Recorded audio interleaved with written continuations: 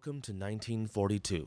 Adolf Hitler is looking at a map of Russia and feeling pretty good about himself. His armies are sweeping south toward the oil fields of the Caucasus.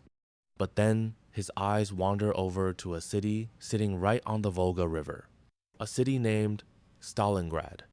Now, strategically, cutting off the Volga River was a solid military move. Mechanically, though, this became the ultimate toxic boss ego battle. Hitler wanted it because it was named after Stalin. Stalin insisted on keeping it because, well, it was named after Stalin. Welcome to the deadliest battle in human history, sparked entirely by two men who desperately needed therapy. The party officially kicked off on August 23, 1942. The German Luftwaffe decided to introduce themselves by dropping thousands of tons of bombs, turning a thriving industrial city into a burning pile of concrete bricks. General Friedrich Paulus and his massive 6th Army marched up to the city limits, expecting a quick weekend project. Spoiler alert, it was not a quick weekend project. Welcome to the meat grinder. See, flattening a city with bombs sounds great in theory. In practice, you just built the world's most terrifying obstacle course for your own tanks. The Soviet 62nd Army, led by General Vasily Chuikov, retreated into the ruins and adopted a defensive strategy called hugging the enemy, literally. They stayed so close to the German lines that the German artillery couldn't shoot them without blowing up their own guys. By September, the battle devolved into Rattenkrieg or Rat War. We are talking room-to-room, floor-to-floor combat. You could have Germans occupying the kitchen, Soviets making tea in the living room, and a lone sniper in the attic just trying to read a book. Take the famous grain elevator. For days in mid-September, a handful of Soviet soldiers held off entire German battalions. The Germans took a floor, lost a floor, took it back. It was like a horrific, deadly version of musical chairs, but the music never stopped, and the chairs were covered in barbed wire. The trap is sprung. By November, the Germans controlled about 90% of the rubble. Paulus was writing home about victory.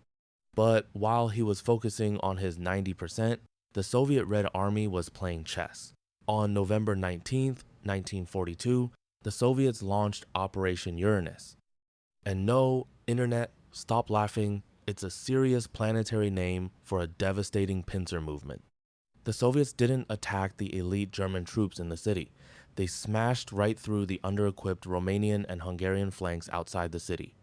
Within just 4 days, by November 23rd, the trap snapped shut. 250,000 Axis soldiers were now completely surrounded inside a freezing pocket of ruins. Hitler's response? Don't worry, the Luftwaffe will fly in food and ammo. Except they couldn't.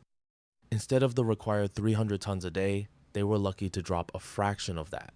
Rumor has it one shipment literally consisted of thousands of pairs of cellophane condoms and winter coats for horses. Truly essential combat gear when you're starving to death in a blizzard.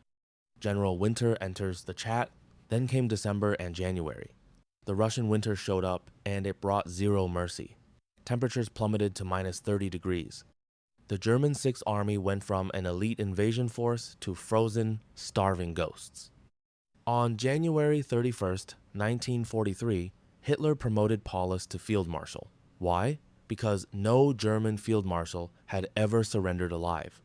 It was Hitler's incredibly passive-aggressive way of saying, hey pal, go do the honorable thing and shoot yourself.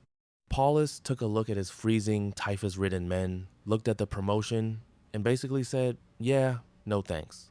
He surrendered the very next day. The final pockets of Axis resistance gave up on February 2nd, 1943. The battle was over. The German army lost an entire field army, its aura of invincibility, and the entire momentum of the war.